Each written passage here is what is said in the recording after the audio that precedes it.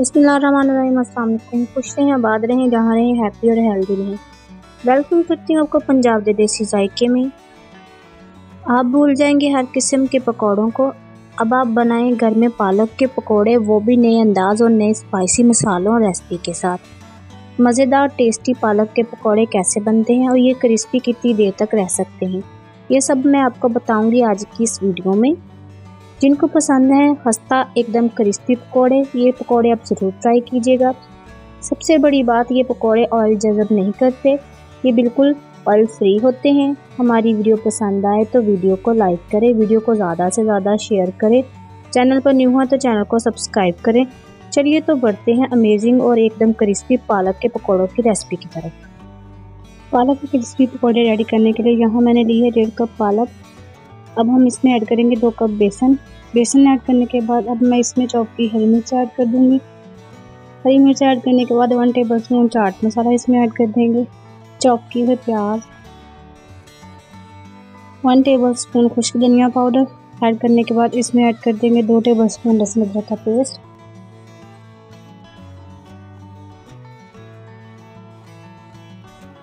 लहसुन अदरक का पेस्ट ऐड करने के बाद इसमें ऐड कर देंगे 1 tablespoon red chilli powder. Red chilli powder add करने के बाद 1 tablespoon red chilli flakes, 1 tablespoon हल्दी पाउडर ऐड करने के बाद इसमें ऐड कर देंगे 1 टेबलस्पून गरम मसाला पाउडर, हस्बे ज़रूरत नमक ऐड करने के बाद अब बारी है इसमें हरा धनिया चॉप किया हुआ वो ऐड कर देंगे। हरा धनिया ऐड करने के बाद अब इसमें बारी है थोड़ा सा पानी ऐड करने की। पानी ऐड करने के बाद अब हम इन सब चीज़ों को अच्छे से मिक्स कर लेंगे।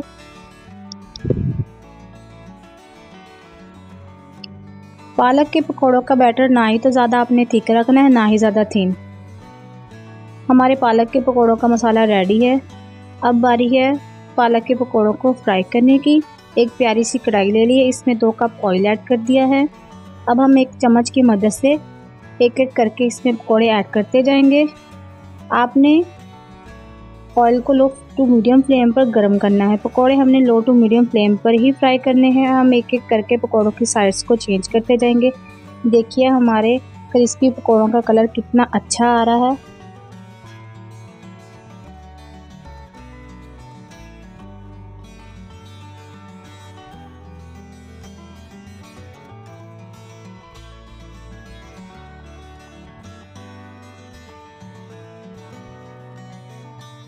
हमारे अमेजिंग पालक के पकौड़ों का कलर यहाँ गोल्डन ब्राउन हो चुका है।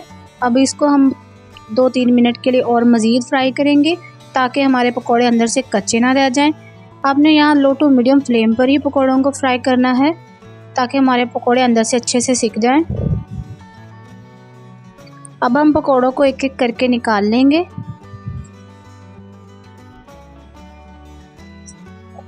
अब बारी है हमारे पास जो पालक के पकौड़ों का बाकी मसाला बच गया है। अब हम एक एक करके पकौड़ों को ऑयल में ऐड करते जाएंगे।